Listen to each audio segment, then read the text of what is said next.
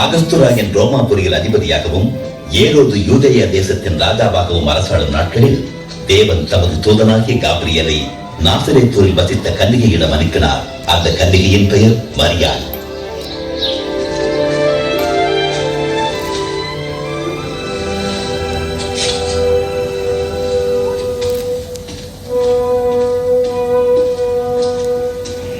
மரியாளே, பயப்படாதே, நீ தேவனிடத்தில் கிருபை பெற்றாய்.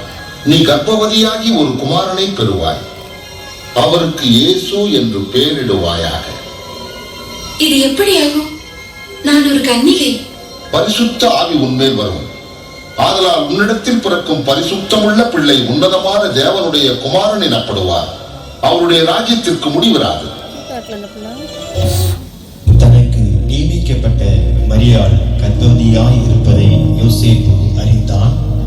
ஆனால் யோசேப்பு நீதிமானாய் இருந்து அவளை அவமானப்படுத்த மனதில்லாமல் ரகசியமாய் அவளை தள்ளிவிட யோசனையாய் இருந்தான்.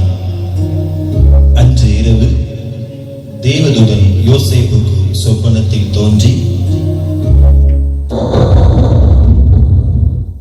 தாவீதின் குமாரனாகிய யோசேப்பே, உன் மனைவியாகிய மரியாளை சேர்த்துக் கொள்ள ஐயப்படாது.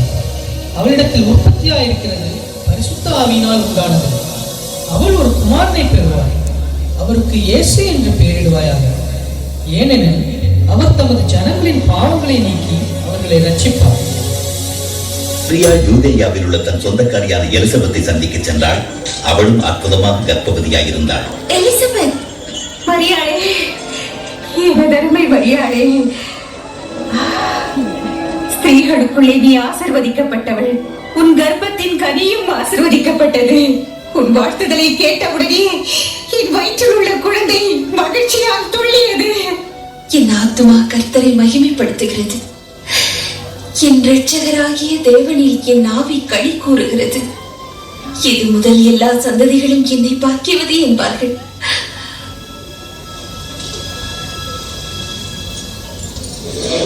நாசரேத்து ஊரில் உள்ள அனைவரும் அறிய வேண்டியது என்னவெனில், கலிலேயா யூதேயா தேசத்தில் உள்ள அனைவரும் குடிமதிப்பொழுது வேண்டும் என்று அகஸ்தராயனால் கட்டளை பிறந்துள்ளது.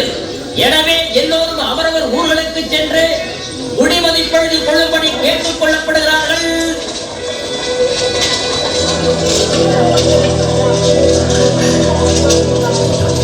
மரியாள் யூதேயாவில் உள்ள பெத்லகேம் ஊருக்கு தான் திருமண ஒப்பந்தம் செய்திருந்த யோசேப்புடன் பெயர் பதிவு செய்யும்படி சென்றாள்.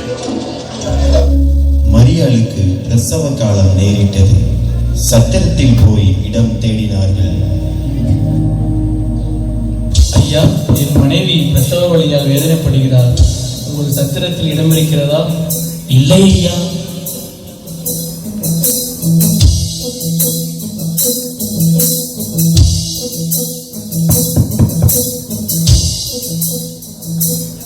ஐயா, என் மனைவிக்கு பிரசவ காலம் நேரிட்டது.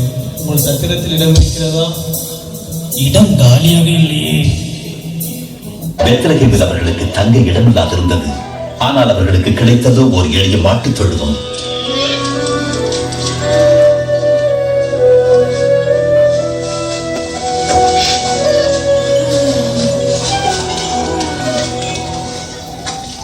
அப்பொழுது அந்த தேசத்தின் சில மேய்ப்பர்கள் இரவிலே வயல்வெளியில் ஆடுகளை காத்துக் கொண்டிருந்தார்கள். தேவதூதன் அவர்கள் முன் தோன்றினான். தெய்வீக மகிமை அவர்களை சுற்றிலும் பிரகாசித்தது.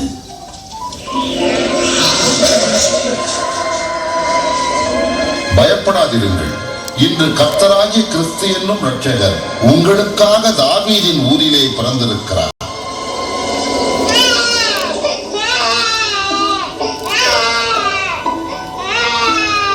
மேய்ப்பர்கள் அவ்விடம் விட்டு விரைந்து தொழுவத்தில் பிறந்த பாலனை காண சென்றனர்.